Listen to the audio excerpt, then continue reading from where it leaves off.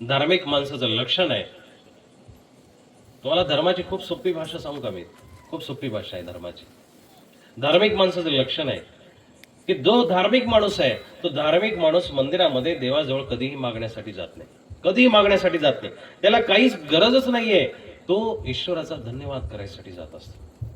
तो त्या देवाला थँक्यू म्हणायला जात असतो. एक ग्लासभर पाणी दिलं. आता अमरनी माझी इतकी चांगली व्यवस्था केली, मस्तपैकी जेवायला दिलं, खायला दिलं, मस्तपैकी आल्यानंतर विचारपूस केली. तिथं थांबलो, बसलो आनंदामध्ये. अहो, मनातून आशीर्वाद निघाला, धन्यवाद निघाला की नाही? एका वेळेचं खाणं दिलं त्या माणसाने किंवा एका वेळेचा पाहुणचार केला तरी मनातून आशीर्वाद निघाला किंवा मनातून धन्यवाद निघाला. अरे, त्यांनी आपल्या जन्माच्या अगोदर ज्या दिवशी गर्भामध्ये तुमचं पाचारण झालं, गर्भामध्ये एंट्री झाली, त्या दिवसापासून तुमची 100-200 वर्षाची व्यवस्था लावून ठेवलेली आहे, पिढ्यापिढ्यांची व्यवस्था लावून ठेवलेली आहे. त्याचा धन्यवाद करायला आपण कधी जातो का? त्याचा धन्यवादाचा आपल्याला कधी आपल्या तोंडातून निघतं का? त्याला थँक्यू कधी म्हणणार आपण? आपण समाजामध्ये, धर्मामध्ये, जातीमध्ये जितक्या दिवस विस्कळीत राहू तितका परमात्मा आपल्यापासून लांब राहणार आहे, तितका लांब राहणार. सामान्य व्हायला शिका दादा. सामान्य जर झाले तर परमात्मा नक्कीच तुमच्यामध्ये अवतरण होईल. मग बघा, ईश्वराचा सिद्धांत खूप सुंदर आहे. त्याला सामान्य माणसं आवडतात, गरीब माणसं आवडतात. सामान्य, जितकी तुम्ही सामान्य राहाल, जितके तुम्ही साधारण राहाल, जितके तुम्ही रंग राहाल, जितके तुम्ही दास भावाने राहाल, तितका परमात्मा तुमच्या जवळ येणार आहे. मग ईश्वराला सामान्य माणसं आवडतात म्हणून तो सामान्य माणसांकरता सामान्य माणसांमध्ये जन्माला येतो. त्याला जर श्रीमंत माणसं आवडत असती तर त्यांनी प्रत्येकाला अंबानी केलं असतं, प्रत्येकाला अडाणी केलं असतं, त्याने प्रत्येकाला टाटा केलं असतं, त्याने प्रत्येकाला बिर्ला केलं असतं. केलं की असतं की? पण नाही, त्यांनी आपल्यासारखी सामान्य माणसं रचली, आपल्यासारख्या सामान्य माणसाला त्यांनी जन्म दिला. म्हणून आपण सामान्यपणे त्याचा आदर केला पाहिजे, त्याचा पुरस्कार केला पाहिजे, त्याचा धन्यवाद केला पाहिजे, त्याची भक्ती केली पाहिजे, त्याच्याविषयी नितांत श्रद्धा वाढवली पाहिजे. आपण धर्म करत, जात करत, विभाजन करत जगत असतो आणि मग याच्यामध्ये आपली वृद्धी होत नाही दादा. ज्या झाडाच्या फांद्या तुम्ही छाटल्या त्या झाडाचा नक्कीच शेंडा वाढत असतो, पण आपण आपल्या आचरणाने शेंडे कापून टाकतो आणि फांद्यांचा विस्तार करायला बघतो. वाढेल का? नाहीच वाढवू शकत. संप्रदायामध्ये भांडणारी माणसं नीट लक्षात घ्या. कुठलाच संप्रदाय वाईट नाहीये आणि जो वाईट शिकवेल तो संप्रदाय पण नाही. पंथ कुठलाच वाईट नाही. जो वाईट शिकवेल तो पंथही नाही म्हणता येणार. दोन ज्येष्ठ माणसं जर एखाद्या ठिकाणी जर भेटली, बघा, संतांना कुणाचा प्रॉब्लेम नाही. प्रॉब्लेम आपल्यासारख्या अर्धवट माणसांना आहे, अज्ञानी माणसांना आहे. दोन संत जर एकमेकांना भेटले तर ते त्यांच्यामधला हृदयस्थ असलेला ईश्वर बघतात, शोधतात, त्याला प्रणाम करतात.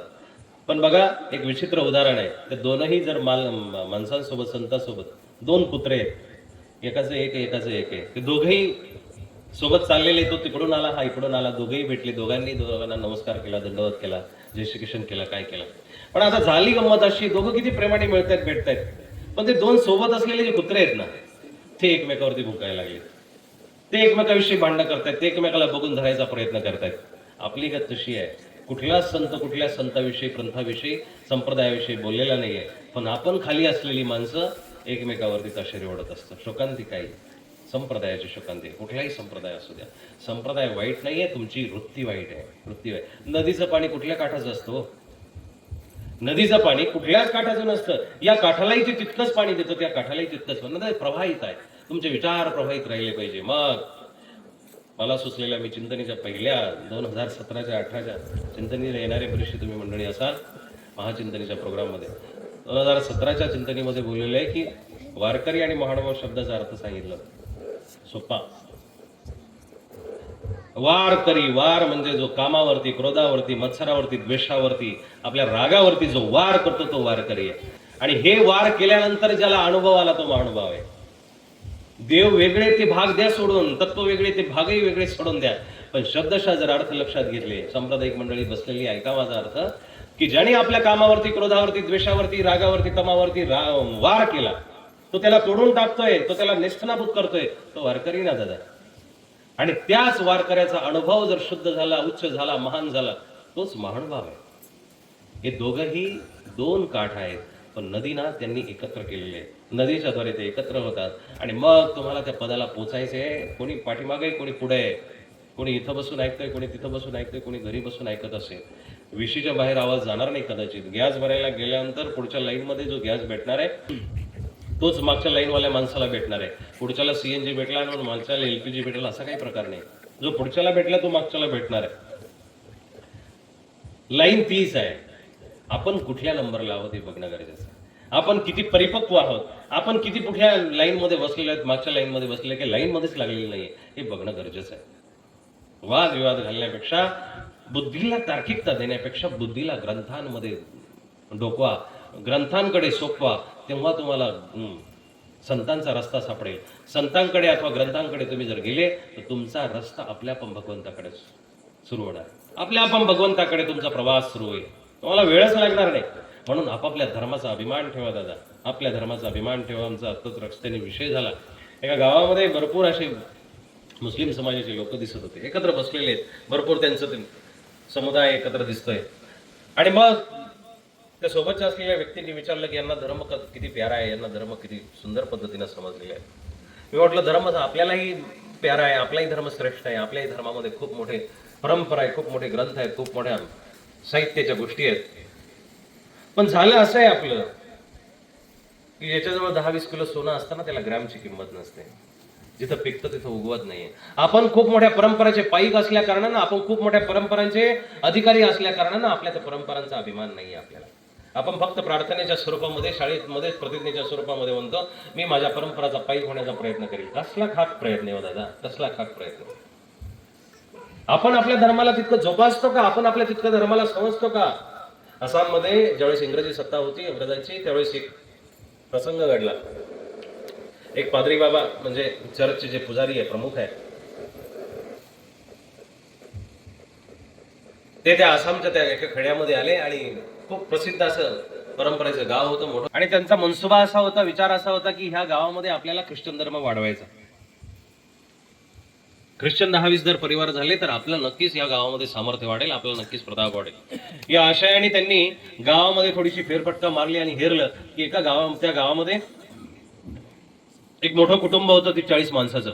आणि त्या मोठ्या कुटुंबामध्ये 30-40 माणसामध्ये त्या कुटुंबाची एक कुटुंब प्रमुख आजी होती. तिचं नाव कमलादेवी हजारिका. स्वातंत्र्य सेनानी होऊन गेली, थोर स्वातंत्र्य सेनानी. या स्त्रीचं कार्य सांगतो, म्हातारी आजी होती.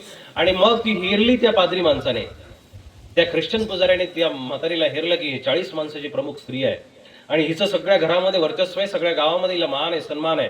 आणि जर ह्या म्हातारीला आपण जर ख्रिश्चन केलं, हिला जर धर्म आपण दिला तर नक्कीच या गावाचा प्रभाव, ह्या कुटुंबाचा प्रभाव या गावामध्ये होईल आणि परिसरामध्ये आपल्या आपण ख्रिश्चन धर्माला मानणारी माणसं तयार होतील. त्या माणसांनी तसं सांगितलं, तसं हेरलं आणि तो तिच्या जवळ गेला. जवळ गेल्यानंतर परिचय दिला की आई, मी असा व्यक्ती आहे, मी अशा देवाचा पाईक आहे, सेवक आहे, दास आहे. आणि आमचा येशू कुष्ठरोग बरा करतो, आमचा येशू आणखी आजार बरे करतो, आमचा येशू आभाळाहून कॅन्सर बरे करतो, असं करतो तसं करतो, देवाच्या बरेचशा. दादा एक गोष्ट लक्षात घ्या, कुठलाही देव असो, देव चमत्कार करत नाही. तुम्ही चमत्कारी आहात म्हणून तुम्हाला वाटतं देव चमत्कार करतो. ही आपल्यातली दुर्गुण आहेत. देव चमत्कार करायसाठी नाही बसलेला, देव ज्ञान देण्यासाठी बसलेला आहे. देव तुम्हाला ज्ञान देण्यासाठी बसलेले आहे. म्हणून ह्या प्रांतामधल्या, ह्या विदर्भामधल्या बऱ्याचशा संतांनी ह्या देवत्वावरती, देवाच्या अंधश्रद्धांवरती, रूढींवरती वार केलेला आहे. आणि मग त्यांनी सांगितलेलं आहे की तुम्ही दगडाला मानत असाल तर दगडाचा देव त्याला भीती आहे, मातीचा देवाला भीती आहे, लाकडाच्या देवाला भीती आहे, माणसातला देव शोधा, खऱ्या खुऱ्या माणसातला देव शोधा. तुम्ही जी भक्ती करताय ती थोतांड भक्ती आहे. ती भक्ती कुठेतरी थांबवा, नीतिमत्तेची भक्ती वाढवा, माणुसकीची भक्ती वाढवा. हे त्या संतांनी वारंवार का सांगितले आपल्याला? कारण आपल्यामधल्या मनाला चक्षु फुटले पाहिजे, डोळे फुटले पाहिजे. तुमच्या डोळ्याने तुम्ही बरं वाईट बघत असाल, हा भाग निराळा आहे, पण तुमच्या मनाला डोळे फुटले पाहिजे असतं. पण झाकल्या डोळ्यांनी ह्या जगाला निर्माण करणारा दिसत असतं. डोळे झाकल्याशिवाय तो दिसणार नाही, डोळे झाकल्याशिवाय दिसणार नाही. दोन रस्ते कधीही सोबत चालत नसतात. इथंही एक आणि तिथे एक नाही, एकाच रस्त्याने सगळ्या गोष्टी होत असतात.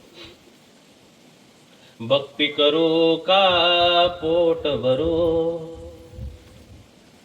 भक्ती करू का पोट भरू, सांगा मी काय करू, सांगा मी काय करू. दोन रस्ते सोबत जमत नसतात. एक तर भक्ती तुम्ही करू शकतात, एक तर पोट भरायचं काम करू शकतात. पोट भरायसाठी भक्ती करू शकतात, पण पोट भरणं आणि भक्ती करणं सोबत जमणार नाही. दोन्ही गोष्टी सोबत जमणार नाही. धर्म आपल्याला खूप वेगळ्या पद्धतीने समजून घ्यावा लागेल. आपण जे बघतोय तो उघड्या डोळ्यांनी तो धर्म नाहीये दादा, तो धर्म नाहीये. हे धर्माचं एक ठोतांड रूप आहे, रूप आहे. प्लास्टिकचा गुलाब बघितला, फुल बघितलं आणि त्याला आपण गुलाब समजून त्याला जर कुरवाळत बसलो, त्याला पूर्ण आयुष्यामध्ये सुगंध येणार नाही, आयुष्यामध्ये सुगंध येणार नाही. एक आमच्या सर्वज्ञ श्री चक्रधर प्रभूंनी खूप सुंदर साहित्यामध्ये दृष्टांत दिलेला आहे. अंधाळा माणूस आहे, अंधाळ्याचं लक्षण आहे की त्याला बाहेरचं दिसत नाही. आणि मग एकदा कोणीतरी त्याच्या जवळच्या माणसाने त्याला दूध प्यायला दिलं.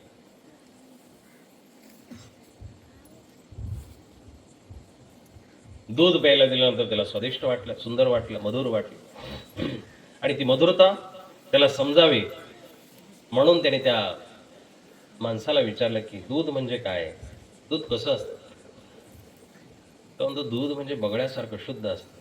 त्याला काय माहिती, हा आंधळा आहे त्याच्यामुळे त्यांनी बगड्यासारखं सांगितलं. शुभ्र पांढर फटक असतं, गोड असतं पण बगड्यासारखं असतं. बगळा कसा असतो म्हणा, बगळा रुमण्यासारखा असतो. रुमणं कबरीवरती आपण जे धरतो, रुमणं कसं असतं, मग त्याला हाताचा अनुकार त्याचाच हात पकडला आणि त्याला सांगितलं कसं वाकडं असतं रुमणं. त्या माणसाच्या डोक्यामध्ये फिट बसलं, दूध म्हणजे रुमण्यासारखं. लक्षात घ्या बरं का. दूध पिला होता आणि ते मधुर वाटलं म्हणून त्याला विचारलं की दूध कसं आहे, कसं असतं. तो म्हटला गोड असतं, चांगलं असतं, सुंदर असतं, पण पांढरं शुभ्र असतं. मग पांढरं शुभ्र कसं म्हणा, बगड्यासारखं असतं. बगळा कसा असतो म्हणा, रुमण्यासारखं असतं. रुमणं कसं असतं म्हणजे तुझ्या वाकड्या हातासारखं. डोक्यात पीठ बसलं. आणि एक दिवस काय झालं, त्याला दूध प्यायची इच्छा झाली. घरामध्ये कोणीच नव्हतं, इकडे तिकडे शोधाशोध केली आणि पलंगाच्या खाली एक रुमणं पडलेलं होतं. ते रुमणं त्याला सापडले आणि रुमणं सापडल्यानंतर त्याने ते रुमणं घेतलं, दातात तोंडामध्ये घेतलं आणि त्याला तो चोखायला लागला. आता त्यातून दूध येईना म्हणून तो त्याला चावायला लागला. आता चावायला लागल्यानंतर त्या लाकडाच्या शिऱ्या लागल्या कारणानं त्याच्या हिरड्यांमधून रक्त यायला लागलं. रक्त आलं तरी तो सोडायला तयार नाही. शेजारून एक माणूस जात होता, बघितलं, घरामध्ये डोकावून बघितलं, त्याच्या तोंडामधून रक्त येतंय. आणि मग रक्त येतंय म्हटल्यानंतर त्याला म्हटलं, अरे बाबा सोड, फेकून दे, तो रुमणं चावतोय, तू काय. तो म्हटलं, रुमणं नाही चावत, माझ्या बापाने सांगितले, माझ्या कुठल्या तरी श्रेष्ठ माणसाने घरातून सांगितलेले की दूध म्हणजे रुमणं असतं, वाकडं असतं, आणि ते रुमण्यातून मी दूध आणायचा प्रयत्न करतोय. होईल का हो दादा, असं कधी होईल का? नाही सापडणार. आपल्याला आपला मार्ग व्यवस्थित समजून घ्यावा लागेल. मी तुम्हाला प्रसंग सांगत होतो, त्या कमलादेवी हजारिका ज्या आसाममधल्या स्त्री होऊन गेल्या, त्यांना त्या पादरी बाबांनी हेरलं की यांना आपण खूप चांगला धर्म सांगू शकतो. मग आला तो आनंदामध्ये आला आणि सांगितली, त्याने येशूची स्तुती केली. येशू क्रॉसवरती सुद्धा जिवंत राहिला होता, त्या सुळावरती देऊन सुद्धा त्याला काही परिणाम झाला नाही, वगैरे वगैरे ज्या परंपरा सांगायच्या ते सांगितल्या. आई म्हटलं, ठीक आहे बाबा, तुझं ठीक आहे. अरे पण आमच्या देशामधल्या परंपरा तुला माहिती आहे का? आमचे रामकृष्ण तुला माहिती आहे का? आमच्या अवतार तुला खऱ्या अर्थानं माहिती आहे का? आमच्या विष्णूना म्हणा कच्छाचं रूप घेतलं, म्हणजे कासवाचं रूप घेतलं, पाठीवरती पृथ्वी तरंगली होती. आमच्या रामाने म्हण एका एका शिळेला हात लावला, त्यातून स्त्री अहिल्या रूपाने प्रगट झाली. आमच्या कृष्णाने मोठे मोठे राक्षस मारले. आमच्या कृष्णाने शिशुपाळाचा वध केला, डोक्यामधून त्याच्या एक तेज अशी धार काढली आणि ती त्याच्या पायापर्यंत विलीन केली. आमच्या अवताराची ताकद तुला माहिती नाहीये, तरीही तो त्याच्या अवताराचं पुराण सांगत होता. शेवटी कुठून तरी त्या म्हातारीला आपल्याला वश करता आलं पाहिजे म्हणून तो प्रयत्न करत होता. एक दिवस 5-6 महिन्यानंतर चर्चमध्ये काहीतरी वार्षिक कार्यक्रम असेल आणि त्या वार्षिक कार्यक्रमानिमित्त केक कापण्यात आला. केक कापण्यात आला आणि तो पादरी बाबा जो होता, पुजारी बाबा, तो आवर्जून केकचा एक तुकडा घेऊन आला आणि तुकडा घेऊन आल्यानंतर त्या आजी समोर ठेवला. आजी, असा असा शुभारंभ होता, अशी आज येशूंची पुण्यतिथी होती, जयंती होती आणि खूप आनंदाने आम्ही सर्व सण साजरा केलाय, पण तुम्ही नव्हत्या म्हणून माझी इच्छा आहे की तुम्ही आता त्या केकला भक्षण करावं, प्रसाद म्हणून घ्यावं. बिचारी ती म्हातारी चाणाक्ष होती. ती म्हटली, केक खायला काय हरकत आहे. घेतला हातामध्ये, तुकडा घेतला आणि खाला. पुजारी बाबाने आनंदाने टाळीच वाजवली. म्हातारी आईने विचारलं की अरे बाबा, इतका खुश का झाला, टाळी वाजवायचं काय कारण? आई, ज्याने येशूच्या पुण्यतिथीचा, जयंतीचा केक खाला ना, तो जन्मापर्यंत तुझं ख्रिश्चन होऊन जात असतो. त्याला वेगळा ख्रिश्चन संस्कार करायची गरज नाही, वेगळा नाम उपदेश द्यायची गरज नाही. म्हातारीनं गप्पाने ऐकून घेतलं. म्हणा, अरे आणखी केक आहे ना, तो दे मला, तेवढा तो केक देऊन टाक मला, काय अडचण नाही. तो तेवढाही तो परत केक घेऊन आला, दिला. आता तो जास्तच खुश झाला, तो जास्तच खुश झाला. म्हटलं, तो आता जास्तच खुश होते, काय अडचण, काय कारण आहे? तर म्हटलं, आता तुम्ही पूर्णपणे ख्रिश्चन झालेले आहात आणि उद्या आपण मस्तपैकी चर्चमध्ये जाऊ आणि मस्तपैकी तुमच्यावरती नंचे संस्कार होतील. शुभ्र पाण्याने किंवा शुद्ध पवित्र पाण्याने तुमच्यावरती सिंचन केलं जाईल आणि मग तुम्ही उद्यापासून प्रातिनिधिक स्वरूपामध्ये, रजिस्टर स्वरूपामध्ये ख्रिश्चन होऊन जाल. आई म्हणते, बावळ्या, अरे वेडा झाला का तू? असल्या खाण्यानी पिण्यानी जर ख्रिश्चन होत असतं तर मला सांग, 6 महिन्यापासून तू माझ्या घरी जेवायला येतोय आणि मग 6 महिन्यापासून तू माझ्या घरचं अन्न खातोय म्हणून पहिल्यांदा तू हिंदू झाला ना रे. पहिला तू हिंदू झाला. जर तुझ्या एका दिवसाच्या खाण्याने मी जर ख्रिश्चन होत असेल तर माझ्या अगोदर तू हिंदू झालाय. तू आमच्या धर्माचा झालाय. पहिलं हिंदुत्व स्वीकार कर, नंतर तुझं ख्रिश्चनत्व मी स्वीकार करते. या उत्तर देणारी माणसं ह्या समाजामध्ये होती म्हणून हा धर्म आतापर्यंत टिकून आहे. आपण कुठंतरी ह्या बाजूंना व्यवस्थित बघतोय का हो?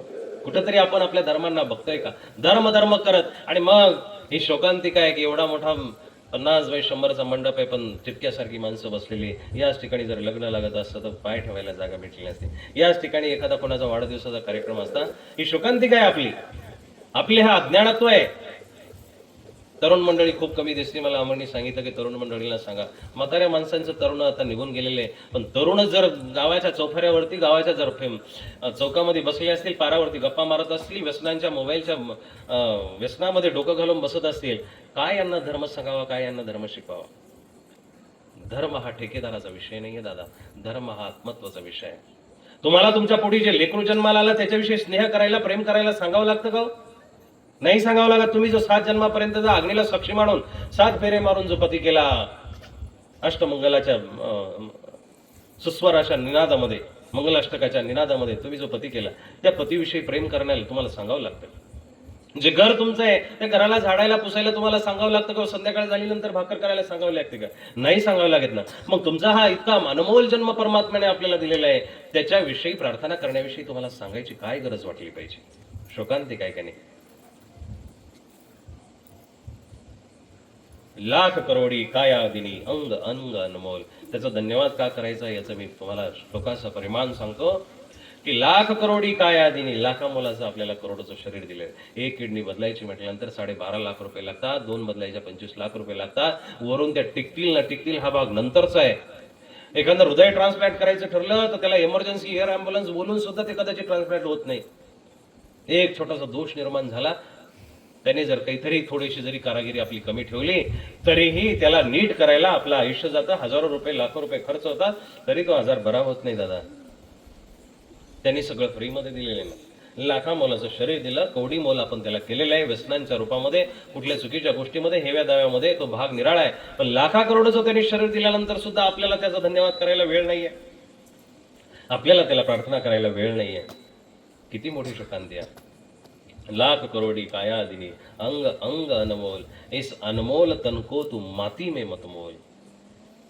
मातीसारखं आपण समजत असाल तर सावध व्हा, सावध व्हा. कुठंतरी आपण जागृत झालं पाहिजे. आपल्या धर्माविषयी आपल्याला अभिमान जागर होणं गरजेचं आहे.